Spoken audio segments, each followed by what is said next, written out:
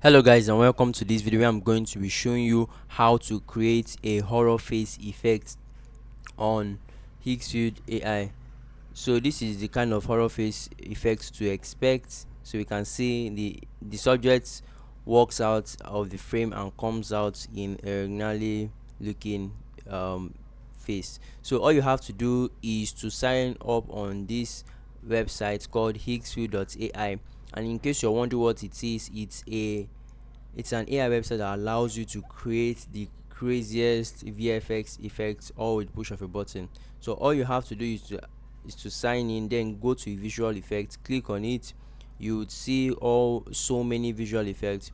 You you can now go and choose the um horror face here. So once you click on it, you'll be brought to a page like this where you have to click on generate. So once you click on generate, you will be brought to a page where you get to upload your particular video. I'm sorry, not video, your picture here. So once you upload your picture, you can input the prompt you want to have or see in your particular video, and then choose the model you want to run with, then click on generate. After a few minutes, you will see your video pop up in this area, then you can go on to download it.